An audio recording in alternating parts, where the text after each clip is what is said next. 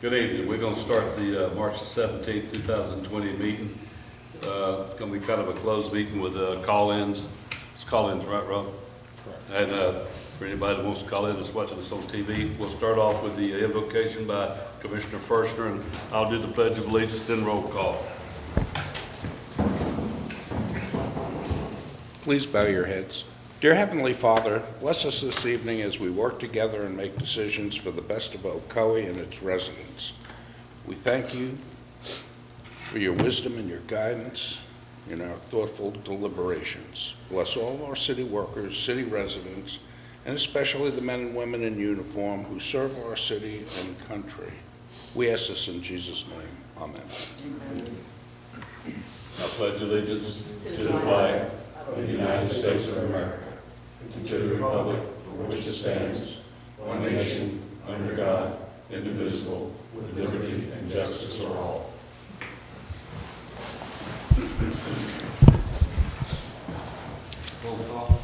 Commissioner Brinson? Here. Commissioner Wilson? Here. Mayor Johnson? Here. Commissioner Firstner? Here. Commissioner Oliver? Here. We have a quorum. All right. Before we do the presentation, I'm going to go ahead and make a couple of announcements. One of them is I see somebody laid the thing up here for Commissioner Brinson, but I want to let them know that county commissioners have called me earlier this week. Commissioner Christine Moore and Betsy Vanderlei, and I want to give them both a thank you. It's getting our Fuller's Crossroad for the project, helping get it moving after we had a few words talking with Christine and Betsy, even Betsy Vanderlei a couple of weeks ago. But also, somebody did go down finally from one of our citizens, Mr. Kiefler. But this thing had been working. Commissioner Moore and Betsy Vanderlei have been diligently working for us down there trying to get this thing done, and they finally approved it. Also, there was the, Scott Boyd, I think our lobbyist, one of our lobbyists, has been also working with the county, right, Craig?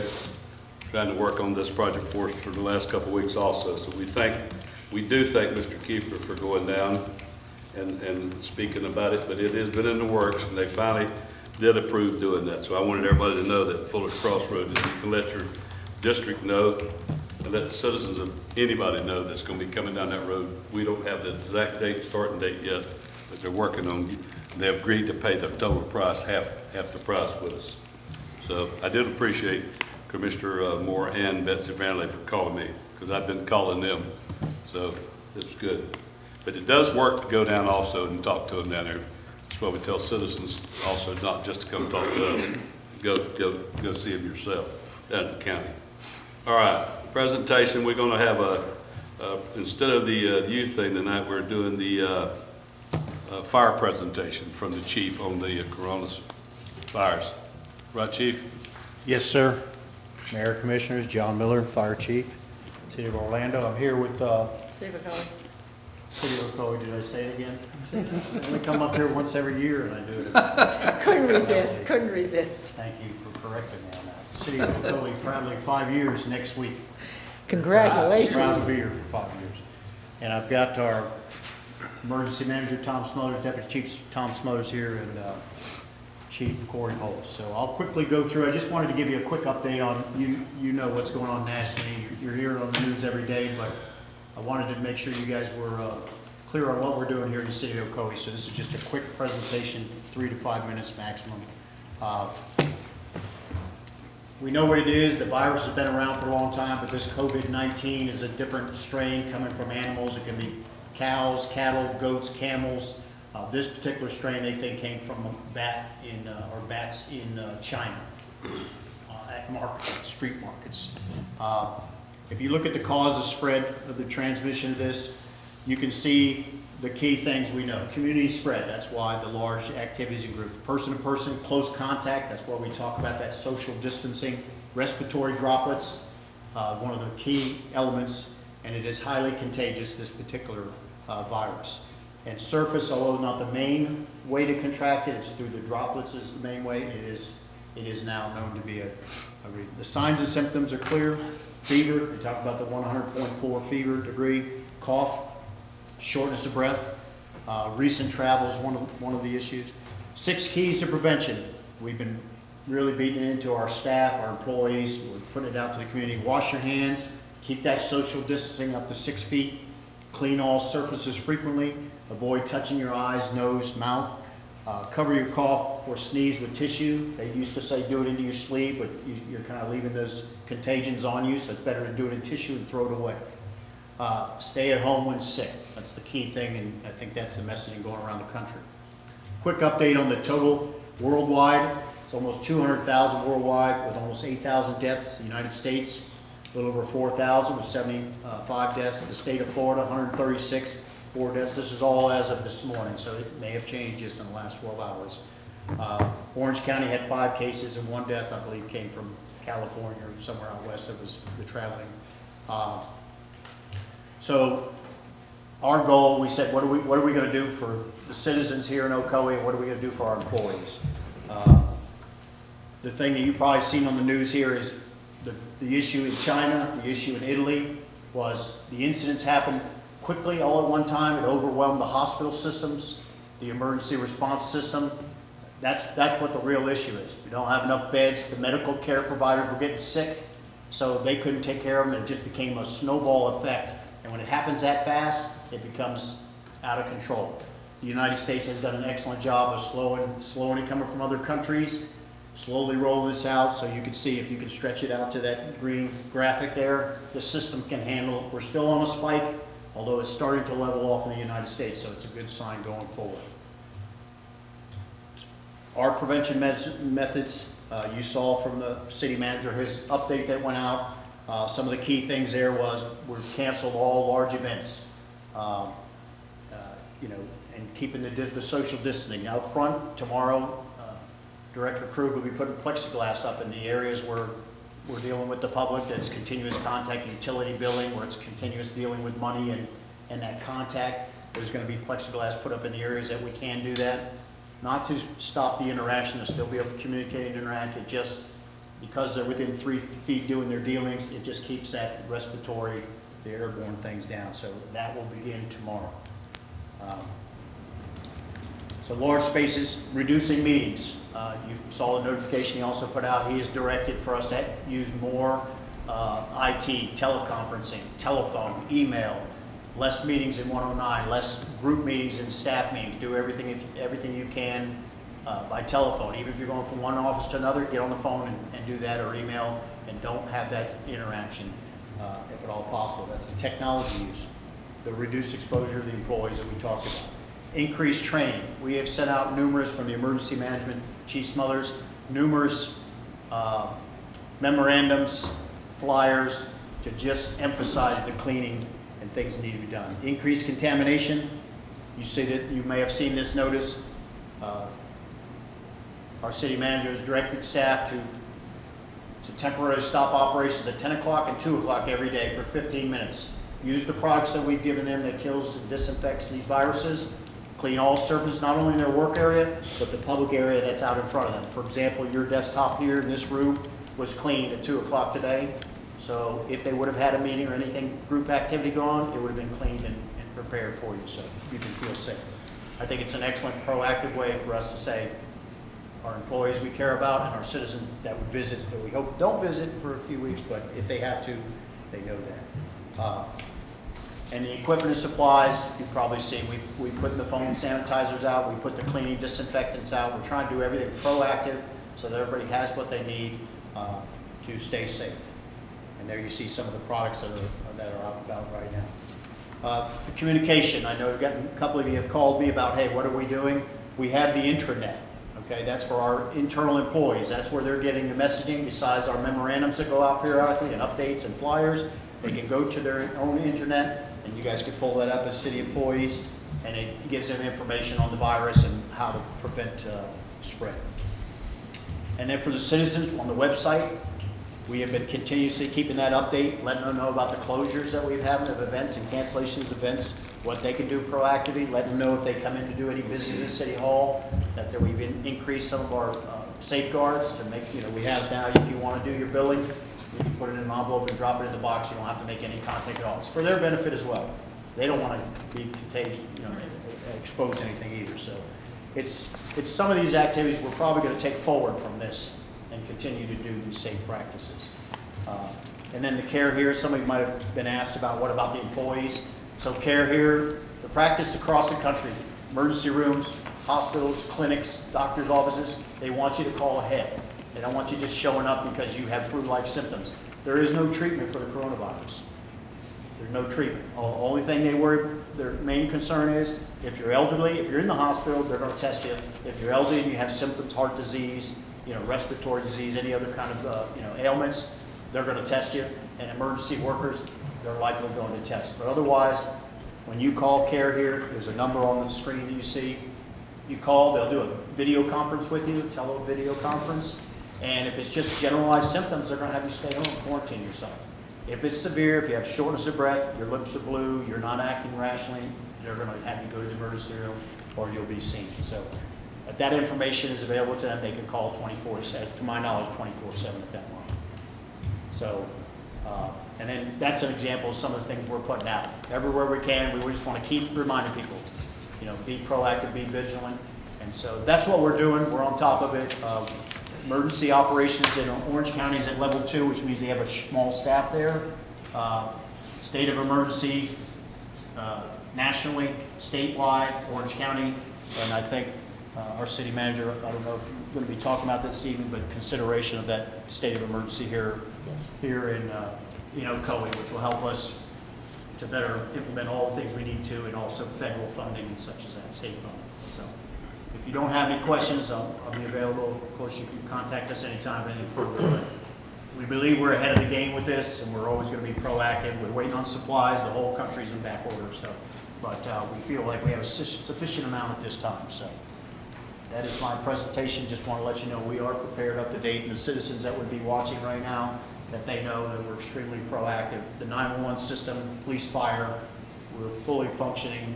We're prepared for this pandemic, and we'll be able to meet their needs should they have an emergency arise in their home or business. Yes, sir. What's that say up there, Mayor? What? I'm sorry. What's that last word? It's not clear. I can't see which, on one other. Where? Up there above, where, my name? Rusty Johnson. Did it say Johnson? Yeah. Yeah. Yeah, it's the screen. It's not The very good. screen's probably a little distorted, but I can see it's a little. Eyes are You bad. got a new name? You got a new name? Can't read that. Thank you all. Thank you very much. You got a new name? Is that what you're saying? Thank you, Chief. You're welcome. Yeah, it's kind of, it's, Thanks, Chief. I think, as everybody knows, that we're in a particular different situation here when there's always stuff every day. I was watching something a while ago when I left the house for the state. I think even the testing, they're cutting the testing out for the schools or something. I did hear a rumor about maybe even canceling longer for the schools. They haven't got to confirm on that yet or not. All right, so staff reports. Thank you, Mayor. Just one item, emergency item that's in front of you this evening, covenant to purchase fire engine. Basically what this is, when we decided to split our vehicle purchases into 4-year lease to owns, we have to deal with the bank every year, and it takes longer than if we paid cash. So in order to get the discount pricing for this year's model, we want to complete this covenant just to tell the company manufacturing the fire truck we are going to follow through and purchase it. This item will be coming to you shortly in the future. However, this saves us, what is it, Chief, about $18,000 by securing this year's rates instead of the after March 31st rates. So this was in the budget. This is budgeted. It's simply an administrative issue in order to save the city $18,000. All right, so we've already voted on that. No, we would need a vote on that, Mayor. Need a vote? Yes. All right, any discussion before we have a motion? save $18,000. That's got a question. You did mention, I think you did mention, we've already budgeted for this, right? Yeah, you budgeted for it, and it'll be coming forth. So by basically you executing this now, when this item comes forth, probably with some other vehicles, we'd appreciate if you didn't vote no at that point, because they're counting on this covenant to show that we will allocate those funds. So I would say by executing this, you're buying this fire truck right now, even though I believe purchasing will be bringing it forward with the other vehicles sometime in the near future. Okay, so the, will it be taken off of that, the other vehicles in the future? So this fire engine is a part of a package deal of vehicles? No, we put them together because it's not a package deal of vehicles. We finance them all together through the bank and put them on 4-year lease purchases. The bank has nothing to do with which vehicles they are or a group of vehicles. They just give us one lump sum of money that we write the check to the dealerships, the various dealerships with. I guess the question I'm asking is, in the future, this particular vehicle would not be a part of the future package, or the future presentation of vehicles? Or would it be there? I'm not sure how they're going to package it, Commissioner. That's why I'm saying, if it is packaged there, I think after tonight, we should consider that vehicle already purchased. And what you'll be actually approving when that whole package comes through is the financing for the whole package. So there's two issues, really, the purchase of the vehicles and the financing of the vehicles. And I think tonight, the way you could look at it, and Scott, correct me if I'm wrong, I think tonight by confirming this item, you're actually purchasing that one vehicle, but the financing will come back with the rest of them. Okay, all right. Yeah, basically, it's a purchase order. We have to commit to them that we're giving them a purchase order so they can put it in the manufacturing line, assembly line, and the financing will follow with all the other vehicles. Okay. Thank you. It's about $18,000 savings? I'll make that motion to approve. Motion made by Commissioner Wilson. I'll second it. Seconded by Commissioner Oliver. Any more comments? Let's vote. Motion carries unanimously. That was all I had, Mayor. All right, Commissioners' announcements. Commissioner Oliver, Nothing at this time. Commissioner First, Not at this time. Commissioner Wilson, Nothing at this time, thank you. Commissioner Brinson. Nothing at this time. All right, let's, public comments. We're going to take what'd you say, a 3-minute pause here. They said we can. Read that script. Go ahead and read that script. Oh, read the script, all right. All right, the governor has issued a state of emergency for the state of Florida due to risks relating to the coronavirus. In an effort to reduce the spread of the virus, this city commission meeting is being held in the city commission chambers without the public being present. However, public participation and input is still welcome. Anyone wishing to participate in the city commission meeting is welcome to participate by email or by phone. If you would like to participate, you can email your question, comment to citizens@ocoee.org or call 407-554-7118. Once again, citizens@ocoee.org or call 407-554-7118. Once again, that's what I said. City staff will be standing by to ensure that your questions, comments come before the city commission during the meeting. Your email and telephone questions and/or comments will be read into the record by city staff. The city commission will take a 3-minute recess prior to each portion of the meeting where public participation is appropriate. All right, we have about 2.5 minutes left. Just sit here and wait. Well, since we have some time, Mayor, I don't know if what you have in front of you is showing item number 11. We're actually asking to be moved to, Kathy, what is it, April 21st meeting? The city planner understands some people would like to comment on that, Mike, so it's the 21st? Okay, You did receive the email on that. okay. So if you'll say, we'll read that in the record. And I'll read it in. move to not the email. That was item 11. Was there another one, Mike, that we wanted to, because there was an advertising issue? What do you want me to read in it, not the email? Just that we received it, we're going to move it to the next. All right, Yes, so- 2 items. The Crystal Investment is moving to April 21st. Number 11. And the West Orange Medical, due to an advertising, is moving to April 21st as well. Okay, What so does that's that number mean? 10. What does that bring commitment? They're just talking about the road, the project for Crystal Investment, so. So I'll bring this We'll move up, that forward to I'll bring this up at item number 11. that we're going to carry that email forward. All right, And number 10 also, Mayor, will be moved to, we're requesting that be moved to April 21st also because there was an advertising issue. It needs to be re-advertised. number 11, 10. 10. So 10 is being moved to They're both being moved to the 21st of April. 21st of April. Item 10, second reading of ordinance for West Orange Medical Center would be moved to April the 21st. The one on item 11, is that going to the 21st also? Yes, yes. That item number 11, second reading of ordinance for Crystal Investment Plaza will also be moved to April the 21st. All right. So about another minute.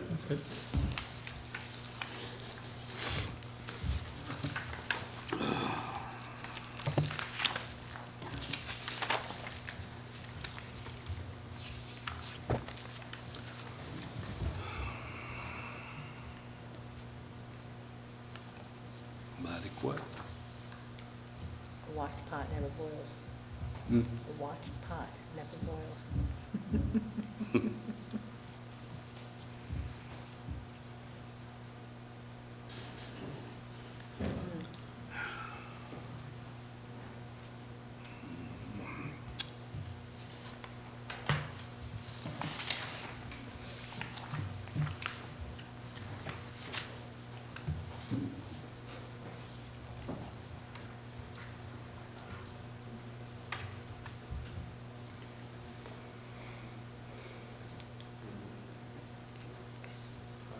Mayor, no phone calls or emails. All right. All right, we're going to start back. I want to read out some announcements I've got here. All right. The following meetings have been canceled at this time. Red light hearing on March the 19th. Code Enforcement Board on March the 24th. Cases will be continued to the next meeting on April the 28th. Citizens Advisory Council to Police Department on March the 26th. Human Relations Diversity Board on April the 2nd. Ocoee Youth Council on April the 8th. The following public events have been canceled or postponed at this time. Spring Fling has been postponed to a date to be determined. No date yet, really? No, we'll be waiting. All right. Best Fest has been postponed to October the 8th. Ocoee Lakeshore Center grand reopening has been postponed to a date to be determined. Easter Estrava has been canceled. The city is postponing the utility cutoff date for the month of March in order to reduce the need for trips to City Hall. You can pay by credit card, online, or by phone for a small convenient fee, or by check via U.S. mail or at the parking lot drop box. The city will soon have a drop box in the City Hall lobby that will accept cash payments. See the city's website for more information. All right, don't forget, at the end of the meeting tonight, and before March the 27th, we need to turn in each of us 2 names for the alternate on the Code Enforcement Board. All right. The consent agenda. I don't see nobody in the public, so. Do we do the public comments on anything not on here by the phone issue? There's nobody asked it. All right, you're fine. so move on. Yep.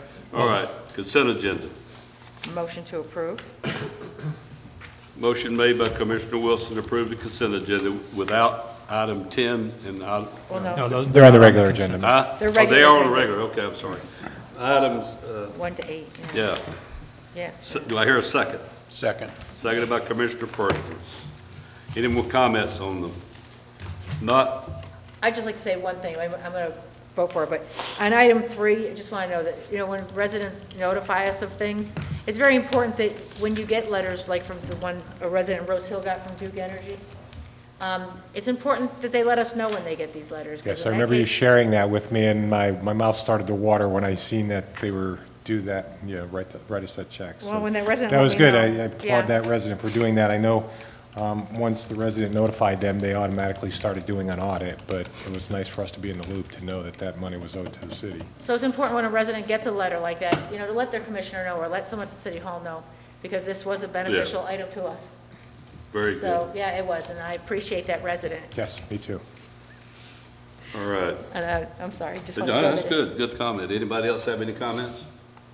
All right, let's vote. Consent agenda carries unanimously. All right. Let's see. Where we starting on, number 9? Yes. Second reading of ordinance, public hearing. Second reading of ordinance for shops at West Oaks PD, 9,000 West Colonial Drive, rezoning to Planned Unit Development Land Use Plan, PUD, and would you like to rumor? Thank you, Mayor. Scott, do you want to read the ordinance or wait? Yeah, I'll go ahead and do that now.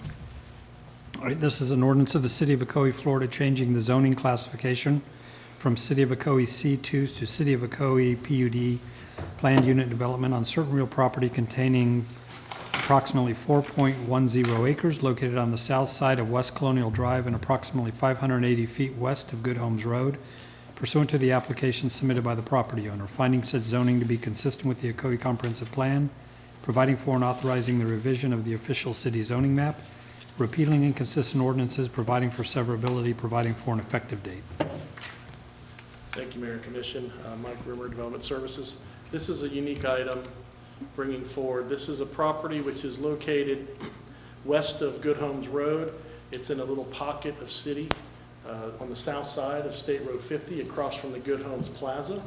This quadrant of the intersection of State Road 50 and Good Homes Road has on the hard corner a Walgreens, which is in the county, and a McDonald's, which is in the county, in the unincorporated Orange County. And then as you go west, there is a Dunkin' Donuts, an Aldi's supermarket, and a new Aspen Dental, which are within the city of Ocoee. And then you have apartments, which are in the county. So this is a neat little enclave on the south side of State Road 50. There was one parcel left. It's about 4.1 acres. It was a pad that was adjacent to the Aldi supermarket. It's zone C2. It's called the West Shops at West Oaks. You can see from an aerial, this is the Aldi supermarket. It was a pad that was pad ready. The associated parking and drive aisles are already in service. And we had a request from the property owner who owns the commercial subdivision and does the ground leases for a proposed development on this pad. You can see the commercial node, which is on the south side of State Road 50. To the rear is the large campus of that Christian school on the south side. As I said, on the west side is the drive aisle for the apartments and some retail on the east side. So the proposal is for a 4-story building on this pad, which includes office, retail, and self-storage in a mixed-use building setup,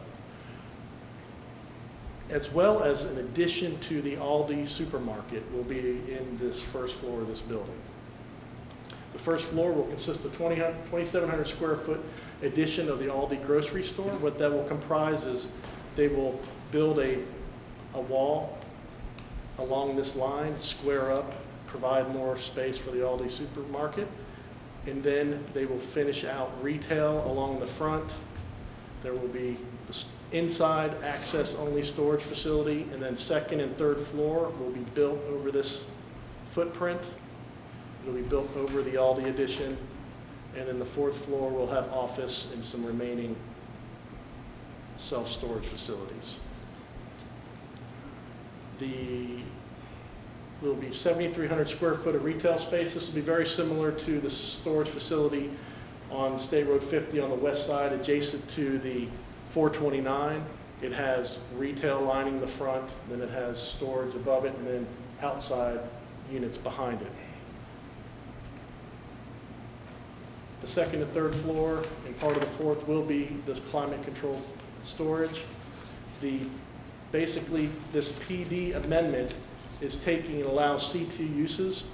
We put the use of self-storage permitted in overlays under C3 and under I1 if it's in a mixed-use development. As this zoning is C2, we did a PD for this original development with C2 uses. The request is to build on this existing pad. No other site improvements are proposed. To have a drive-in where you will unload for self-storage. You will have retail along the front and office on the fourth floor.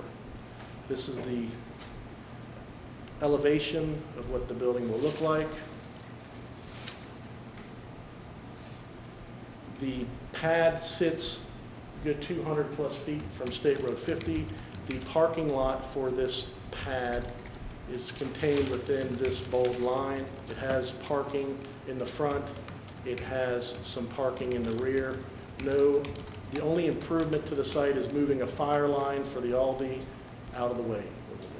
Otherwise, no site improvements are required.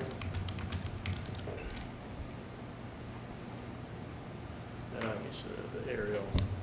As you can see from this is the pad that's ready.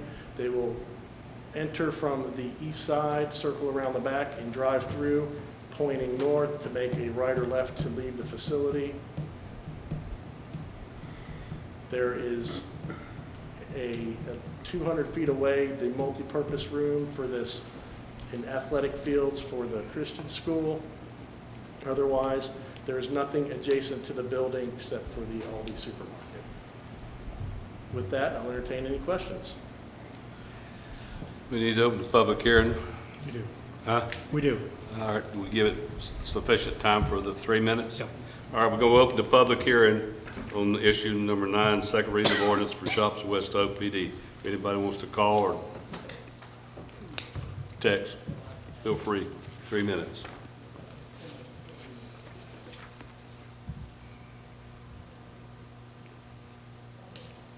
If you wanted to do announcements, you could probably cover announcements during the 3 minutes.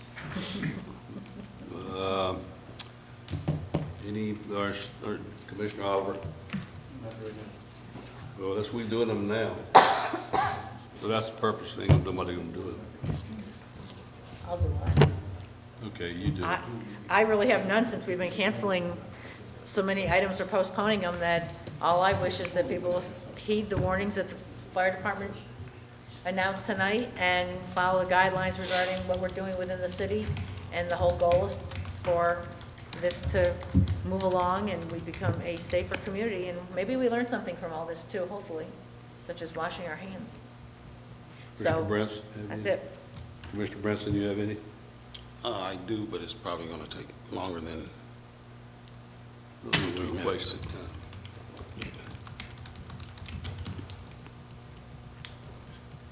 What about you? No, I don't have We'll mark you off then.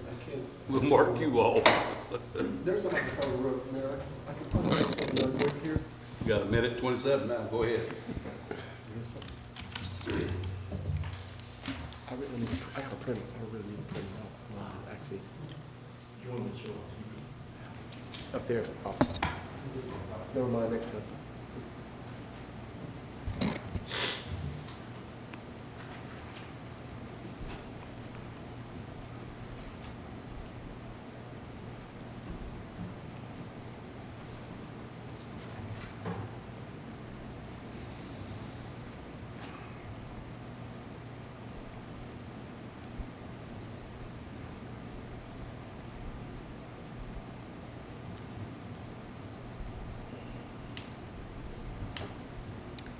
So, no.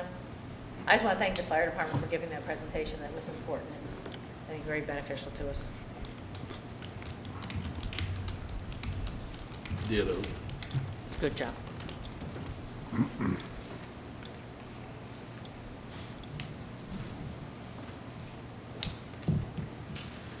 All right, I'm gonna close the public hearing, and bring it back up to the podium. You'll hear a motion. I'll make the motion to approve. Motion made by Commissioner Wilson. Do I I'll hear a second it. any. Second. Seconded by Commissioner Firstner. No more comments? Let's vote. Motion carries unanimously. Item 10 is on April the 21st. Item 11 will be put off to April the 21st. All right, no more staff action? No, sir. All right, comments from the citizens? We gotta wait 3 minutes on that too? I don't think so. All right, Commissioner Oliver. All right, a couple items. One, starting with the basic format of what we're doing right now, to be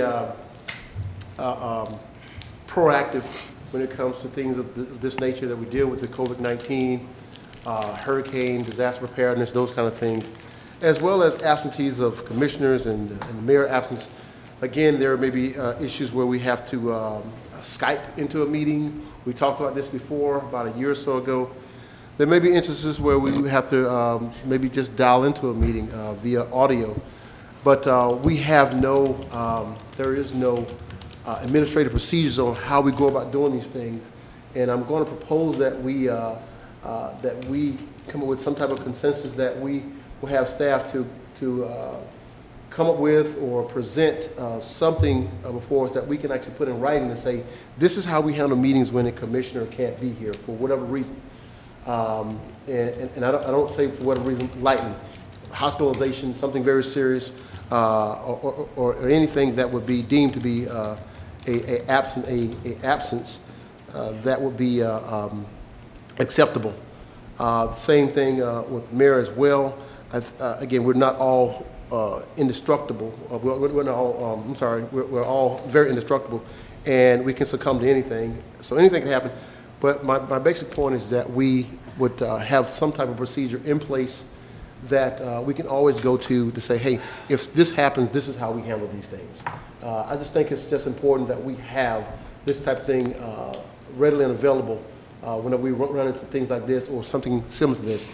Now, I do know that we did present a Pam Bundy IG opinion about this, and that opinion stated that she did not recommend it at that time. I'm not sure how long ago that opinion was written, but I do know that we've done some extensive research with other cities that have administrative procedures already in place that will allow commissioners or the mayor to cast a vote in their absence or to just participate in a meeting within their absence. So I just would like to know what the commission thinks about having something in writing that will allow us to continue to move forward in our meetings without being reactive toward things.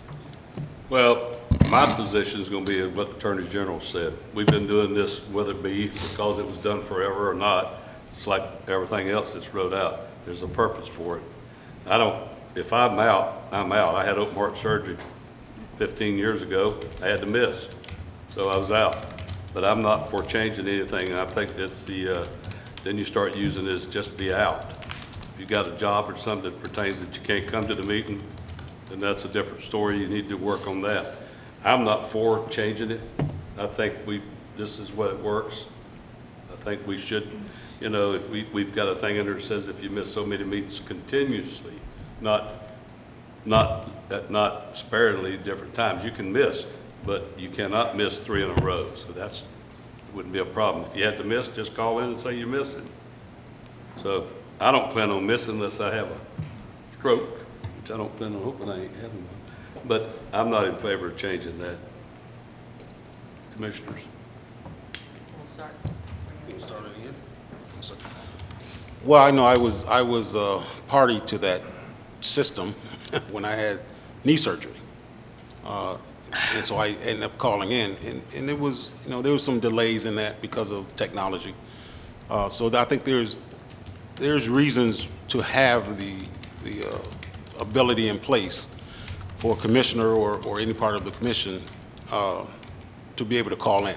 But to the mayor's point, we have to be careful so that anyone is not abusing that ability to call in. But, I was able to call in and be active in it. So I'm not on the fence. I lean towards having something in place so that a commissioner, like in fact, this instance where we're facing right now, a commissioner may in fact be self-quarantined. However, the self-quarantine notwithstanding, they still can be active in the commission meeting if there's ability for them to call in. But how to do that in the process about going through that, I think is something that we probably should put in writing.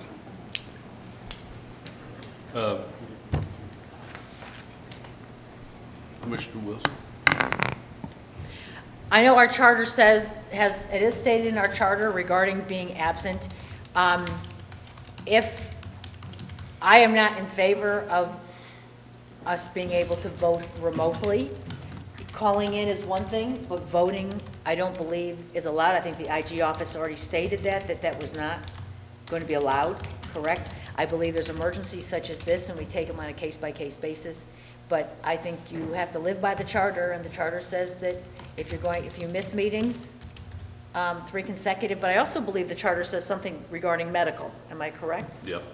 I can't quote the charter 100%, but I have read it. The Florida statutes allows for participation by telephone if it's, and that's the Attorney General interpreted that as if there was a medical issue. So anything other than a medical issue, the City Commission would have to come up with some kind of policy to approve participation by telephone. That's what we went under when you were out was the medical exception. But that's in the statute, not in our charter. But in general purposes, I believe that I need to be here and this is what I got elected for, so I am not in favor of making any exceptions except on an emergency basis such as today or abiding by the charter. All right. I know, I was trying to think back when I had open heart surgery. They would call in for, well, I think I was Mayor Pro Tem or something, they had to call in for something. That's been 18 years ago. It worked. It worked when we did it for you too. So, Commissioner First. I agree with the city charter. I believe it covers it well. I believe, I agree with the state attorney's general's ruling on it as far as how she interpreted it. And anything more than that, I think just encourages abuse.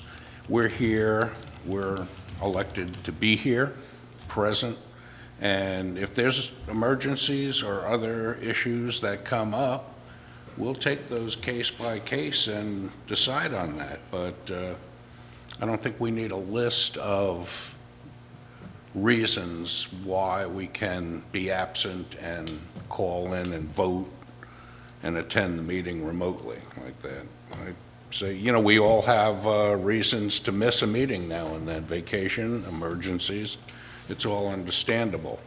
But I think that sufficiently covers it. I don't think we need anything that could allow us to go beyond that and say, well, you know, we have rules and we can call into the meetings, you know, we don't have to be at all of them. I don't think that's right. We should be here in attendance. That's what we're getting paid these vast sums of money for. All right, Commissioner. Yes, awesome. Well, I'm listening to the comments, and those are very valid comments. So if you listen to what I was saying at first, I'm saying that we have no policy in place. We have an IG interpretation, or there's an IG opinion on it. Why can't we adopt the IG's opinion, which covers medical, and have something of our own that could go in our charter or some kind of administrative order to say we have something in writing of our own, as opposed to going out looking at the IG's interpretation of it. But there's nothing wrong with IG's interpretation. I'm just saying that we should adopt, if we have to adopt it verbatim, that's fine. I'm just saying have something in writing. That's it. So it doesn't have to be a list of reasons. It doesn't have to be because you missed a meeting. It doesn't have to be because you're on vacation. Just simply, here's what the IG opinion states, and this is what the city of Ocoee is adopting. We're adopting the IG's opinion as to what happens when a commissioner or mayor is not able to make a meeting on some kind of emergency case. That's it. All right. It's just a part of, it's just like, it's basic strategic planning. Have it put in writing. That's all. All right. So all you want to say is propose a thing that says the IG's report says this. Well, I don't know why we'd have to do that. Well, if it were something for the charter, you'd have to do it the next charter amendment process. Otherwise, if you wanted to incorporate it into an ordinance or something like that. As it stands right now, I mean, you all have the flexibility to determine. Right. We don't have any commission policies really at all, except anything that's written in the charter. So it seems to me the charter would be the place to do that. And we just went through that a couple of years ago, so it's probably going to be several years before the charter's dealt with it. You know, it can be done, I think, but there are no real policies for the commission. There's just, you know, mentions in the charter. None of our ordinances really deal with that type of thing. What's wrong with what says in the charter? Well, I'm just saying, you wouldn't be able to add to that, even if you thought, you know, if you wanted to put that into some type of I think policy the charter is silent on that. That's why we had to go to the AG's. I don't think the charter is silent No, on it's that. I'm trying to find, do you have a copy of the charter? I just think, here's the deal. What we do is when the next charter revision, if we have subject comes up, then we can put it to. You could put voting, you could have a section about voting, Or could you send you that know, to remote us? participation or something Yeah. like that in the charter. All right. I'm trying to All find right. the charter. We got a consensus right now that we don't change it. So do we need to vote on that, Scott? Or just have a consensus? Yeah, I don't believe, was there a motion? No. No, that's actually what the most, actually just looking for a consensus to have something put in place for situations such as this right here, what we're dealing with right now, as well as in the absence of a commissioner or mayor on an emergency basis. All right, so consensus right now is, that looks like 3-2 against changing it, so. I don't know when. It's not a matter of changing it, it's just a matter of adding something that we don't have. That's changing it. I mean, you can verbally say either way, it's changing it or adding. If you add it, you change it, so. You're not changing something that All right. doesn't exist. So It what doesn't you- exist. So you don't change it, you're adding. Well, it changes it when you add it. So, all right, go ahead, all right. go ahead, Yeah, go okay. ahead. You still on. All right, so I I can, met with the Ocoee Youth Council, and they they were planning on doing a presentation to the commission tonight, so they passed it on to me to talk a little bit about this drone lecture and what are the things we have. We have 9 members of the Youth Council right now, so we went from 6 to 9 members, and they're very interested in what's called drone lecture. Drone lecturing, or actually getting drone certifications as a part of their aerospace component to the Youth Council.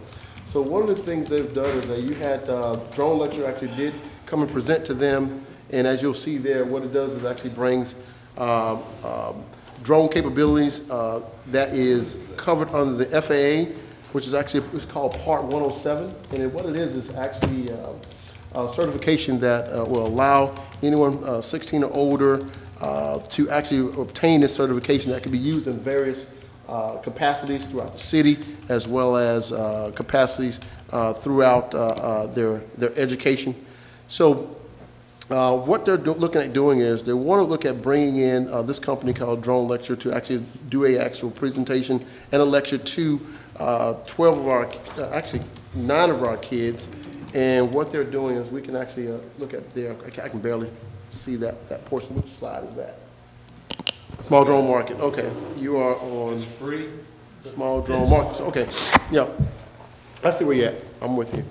So the small drone markets, they're actually non-recreational, which will allow our kids to be able to get these certifications that allows them to look at actually career paths in aviation, which is actually a piece of this. So as a part of the Youth Council, we actually want to look at enhancing their experience with the Youth Council in the city and being able to provide a course of education for them that is going to be a part of what we do in the city, maybe even fire rescue, different things that we look at, healthcare, as well as development, looking at different areas of development piece.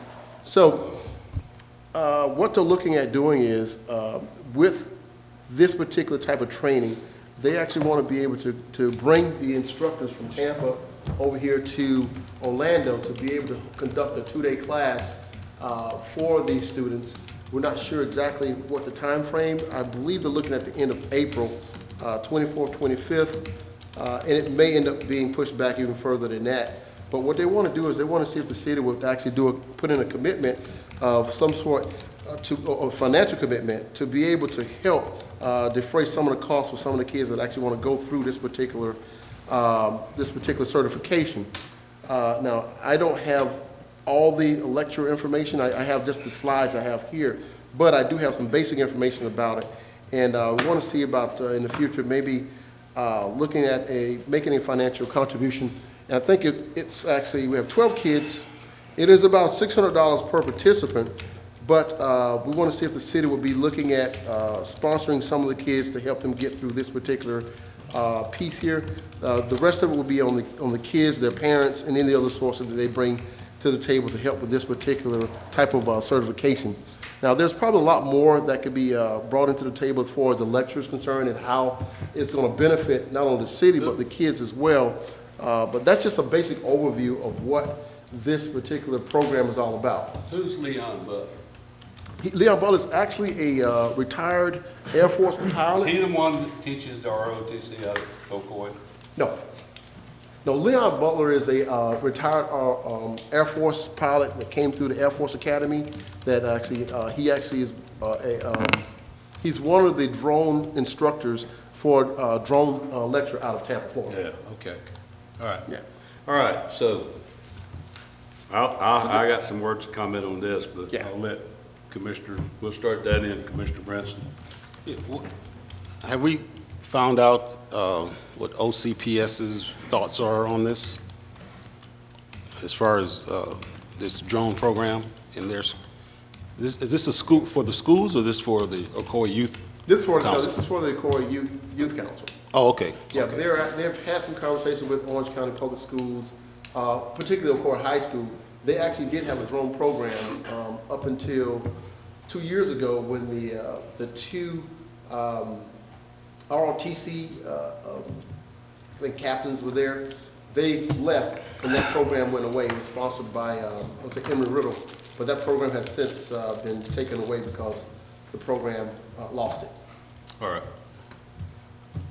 So at $600 per student, is that what they're looking for us to do, a portion Well, of no, that? they're, Or what? they're not looking for us to cover all $600. They're looking for any type of sponsorship that the city will be willing to help any Ocoee Youth Council member to defray some of that cost.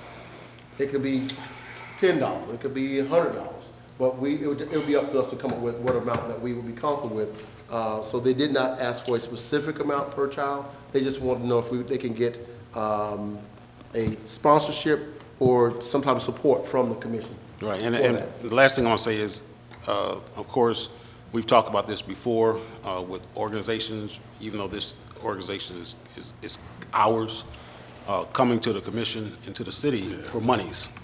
And so we have to be very careful on where we spend and grant those monies because it can open the floodgates, if you will, and we have a lot of folks come asking for money. However, this is our youth program. We're doing a lot of things with them already. I would say, persuade me because I'm on the fence. All right, Commissioner Wilson. I guess I don't see how this fits into the criteria that we've set for the youth council. The youth council, to my understanding, was someone that would learn something regarding city government, and we sent them last to the Florida League of Cities conference. To me, that's the beneficial part of teaching them about civic involvement. I don't believe that we as a city should be paying or contributing towards them learning the use of drones, or that's kind of a personal thing or a private thing that if they want to raise money and they want to do that. But I just don't see how this improves the civic and is educating them regarding a civic involvement in our city as a community, as a youth program. And I would have to probably go back and look at what their original, what we had sorry, I lost my words on this one, a plan for what was going to be the involvement of the council, and I just don't seem to think that the contributing towards drone education is a city responsibility. In that club, in that group, I'm sorry, not a club, in that group, council. Commissioner First. I feel the same way. I thought I was missing something here, but what does drones have to do with anything? They were supposed to give us a presentation tonight on their participation in legislative days up in Tallahassee. That's fantastic. That's exactly what the Youth Council was formed for, and their participation in local government, learning it, and participating in it. This kind of came out of left field. Drones just flew right in. It could have been any program as far as I'm concerned that you throw up there and say that the Youth Council wants to participate in it. Well, that's all well and good. That's fine to me, but I don't see where the city needs to support these type programs. We're supporting their efforts in legislative days, other conferences, things like that that are educational, where they're learning what they're organized to learn. So as far as I'm concerned, that's really irrelevant. And, if they want to do that, that's fine with me, but I don't support the city contributing to that in any way. I was up with Washington D.C. the other day, and I got a group of the youth and got to talking to them. I asked a couple of them what their focus is and what they're doing. And they were quite a few of them, matter of fact, and they were really, really energized to be there and listen to people, the different commissioners and different presenters about government, your action in government, how it operates, how you operate as a commission, and what you're doing there at classes. They go to classes, they have their own little lunch, and they have their own little banquet. But drones is not part of it. I think if they wanted to do something like that, what I would suggest, they go out and do a project, of their own. And some of the things they should be doing is learning how to do that. Maybe raise their own money for it. I think there's a lot of people. I had a gentleman ask me the other day, he did a lot of drone work for us in the city for nothing. We have plenty of people here in town that'll come do the drone work. Matter of fact, Mr. Comstock, Gary Comstock. yeah, he called me the other day and said he'd be glad to come and update our stuff if we need him to. But I think what we need to do is take this time to let them come to our meetings more, see how government operates, come maybe participate in some of the stuff around city like we did with those youth groups we had come in. Plus also the national convention is going to be in Tampa this year, which is a good opportunity for them to go to and see what we're doing and what the state's doing. But I would not want to participate with doing drones for them. I think that's, they wanted to do that on their own, their parents or something, that would be a good thing, but not to do with us. So I wouldn't be in favor of that either. I think we're spending, I don't even know what we put in that youth account. I can't remember. You know what it is? Was it $20,000 or something. So. Is that what Commissioner Oliver knows, I think it was. That's Was correct. it 20,000? Yeah, so I That's think we put $20,000 in there, so. But I do think the Tampa thing needs to go ahead and be planned for, because that'd be a good time to take them, where it's close enough they can all go and participate with what happens there. All right. Right. In addition to that, and again, that is fair enough, and those are some very reasonable comments that was made towards this program, this drone program. Again, as I am not equipped to provide you with all the information that was prepared to bring forth tonight, because of the format in which we're actually meeting tonight, and they were not allowed in. But nonetheless, I believe that it will be very educational for them, and they will continue to move forward and raise all the monies themselves. So we may find ourselves with at least 12 members or 9 members of our youth council that may be actually FAA certified to be drone pilots, and we may end up calling them one day, and that will be a great thing. So it's okay though. Yeah. But you're absolutely right. We've already started preparing for the meeting in Tampa, so that is already on the that's already been put on the slate to look at that and come forth for the commissioner to actually send some members of the youth council over to Tampa to learn more about government and meet more of the youth commissioners throughout the state of Florida. So yeah, you're right on track. That's exactly what we're doing, and I do believe that we will probably see them in the future as certified FAA drone pilots, and that would be a great testament to our city as well. Okay, and that's all I have. All right. I read off the announcements. Does anybody else have any more announcements they want to make? Yes. Oh, it started with you. I'm sorry. Start with me. I was Yeah, first, I'll get with you. I'm sorry. No announcements. No, I've already All said. right, back to you again. All right, circle back. Okay, this is again on the coronavirus. One of the things that we haven't really addressed too much, that I think the citizens and residents here in Ocoee need to make sure they're mindful of, is making sure each one take care of their neighbors. Oftentimes you'll find in communities, some of the households in those communities are elderly, and they don't get out and about as much as other people. But if you see them periodically, and then it comes a time where you don't see them at all, you need to knock on their door. In worst case scenario, call the first responders, have them do a wellness check. But I think it's important that our neighbors take care of one another to make sure that if something should happen, that we get first responders there as quickly as possible. And that's just, I mean, this thing we're going through is we're in uncharted waters, if you will. We're really good at hurricane preparedness. We're really good at tornadoes. But this thing, we're kind of writing the book on it as we go along. So help us write that book by taking care of one another. Also, the mayor, I know the mayor mentioned earlier when we first started this evening that one of the residents, Greg Keithler, went down to the county commissions and spoke with them. He also spoke with their chief engineer and had email stream going to and fro. What I would like to do is read the email response back that was sent to Mr. Keithler. And it reads this: Dear Mr. Keithler, thanks again for the information. The intersection at Ocoee-Apopka Road and Fuller's Cross was observed by our staff on 3/12/2020.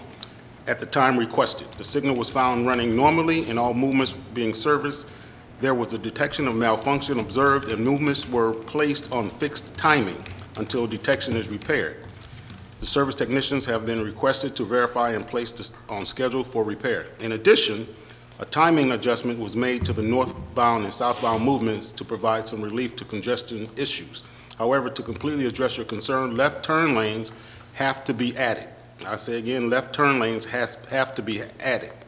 There are significantly high traffic volumes observed this time, that last time observed in May 9th of 2018, when another timing adjustment was made. A single left turn vehicle can back up traffic no matter how much time is given. There is a sign for future road improvement for the area, but we are not sure if left turn lane addition is part of it. And that is from the chief engineer over at the county. So they've come out because some of our residents took it upon themselves after being, asked to go down and talk with the county as well, and they did. And that just goes to show you that if you do, in fact, engage your city commission as well as your county commissioner, you can get things done. So I applaud this. I know this has been in the works for some time. However, there was a little push that was needed, and I think Mr. Keithler helped make that nudge. And the last thing I say, I know there's a lot of information being thrown out there with coronavirus. I would like to give the Florida Department of Health coronavirus hotline telephone number, and that is 866-779-6121. Again, that's the Florida Department of Health coronavirus hotline at 866-779-6121. That's all I have. All right. What I'd like to say for the Fuller's Crossroad thing, I would like to thank the staff from the original time we did this. It has been a staff venture from the word go. We've worked on this thing for a year and a half with them guys, and it has been pushed. Even with one guy going down there, Mr. Kiefer, this thing has been worked on. They have been out here before. They have been out here and looked at the problem. They come out here and looked at it and said, yeah, we do need to fix it. That was a year and a half ago. So sending somebody down, and I think tonight that Commissioner, what's her name? Christine Moore sat in the audience. I think that was a big thing. She went back and told some of them. But also I know Betsy Vanderlei, Commissioner Vanderlei, had been talked to a lot. Then our lobbyist, Commissioner Ward, or Mr. Boyd, went down also. So I think it was a general, but I do want to know that our staff, with the plans laid out, had everything laid out on that thing to do exactly what needed to be done out there. They just never took the time to go do it. And I don't mind thanking them. I'm going to send them a letter thanking them, but I also want them to know it's their fault for dragging the line and not getting it done earlier than this. So we can sit here and do hoo-ahs all day, but they didn't do what they were supposed to do. Well, I agree. I spoke with Commissioner Moore earlier that week, or the previous week, which is, I think, prompted her to come here, because I was pretty direct with her because of that intersection and what's happening in the north end. So I know it's been in the works for some time, but that's part of the problem, is it's been in the works for some time. That's exactly right. And that's, it had to be a partnership between the county and the city, and it wasn't working. So all hands on deck to make sure that we get that thing taken care of, and that's what we did. Like I said, I don't want to keep debating this thing, but I'm just telling you, this is the county's fault. It's not ours. It's not our staff. I agree with that. Our staff has done everything in their power to do this. We've been after them, and I'm telling you, when you get When we even went the night, I talked to them when I went down there for the school board, I even mentioned it to some of them there. So it's a problem that they should have been done a long time ago. So Concur. we've also, and Rob and I talked about, we've got to also start getting ready for Clark Road and doing the Crown Point cut through. So we can, Rob and I think Craig are going to work on bringing that back at the next, maybe the next couple of meetings, Rob. And we'll talk about doing the. I think at the worst, Mayor, we're going to see those on the budget for next year. Yeah. If we have to do a budget amendment to move some funding for the Fuller's Cross Road improvements, seeing as how I think most of it's going to be impact fees, perhaps we could do that even sooner. Thank you. All right. I hope everybody's safe. Everybody stay safe. I hope you don't need toilet paper because you can't get it. So, Take care of your neighbors. we're having a meeting April the 7th, right? April the 7th is our next meeting, right? Well, at this time, normal meeting. Yeah, as of right now. All right, meeting adjourned.